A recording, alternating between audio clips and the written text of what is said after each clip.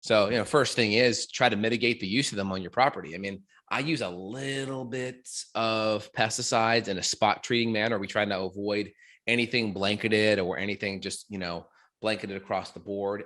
We don't really play out in the grass that much. I mean, so if your kids are rolling around out in the grass, definitely pay extra money and have those weeds picked up by hand. I think that's a better way to do it. But every now and then there may be a necessity to spot treat stuff, but do your best to avoid that, especially if your kids are playing anywhere near grass like that, or just have a grass in your yard that this is the play area. This is where the kids go. We put a nice little rock pit in our backyard just because we know that the rock pit's going to be perfect, right? Put some like soft pebbles, not soft, but smaller pebbles in there that are still fun to play in, and they have a digger pit and all that. So just try to do your best. If you have kids that are young that are playing, mitigate any playing on areas that have any pesticides at all. Try to mitigate the use of them 100%, and try to have safe spaces in your yard that are perfectly clean. There is an alternative to Roundup. I'm trying to figure out what it was. The Moms Across America did an article on it. I'm trying to find it here. It was like a non-toxic weed control.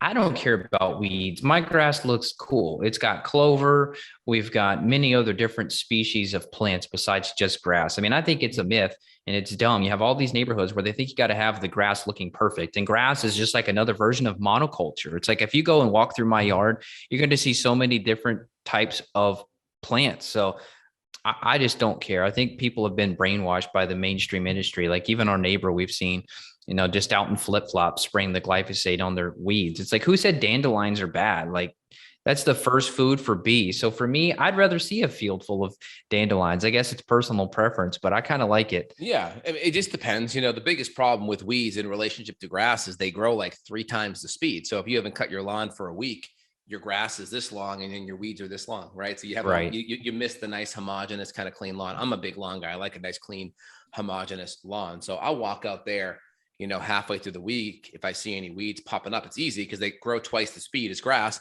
And I'll just go and take 5 minutes and I'll just pull them up by hand. I like a really nice, pretty front lawn. So I'll go there, spend 5-10 minutes a week walking around, pulling them by hand just to mitigate the chemical usage. But first thing is decrease the chemical usage, decrease the chemical dependency out of the gates. I think that's the easiest first step. So here's one. So there's one called Dr. Kirchner, natural grass and weed killer. I'm going to try to look it up, see what the ingredients were. There's another competitor to it called Green Gobbler. And that's a 20% vinegar weed and grass killer. And this thing's got crazy high reviews of it. This Dr. Kirchner, Kirchner, natural weed killer. This is so it's 4% sodium chloride.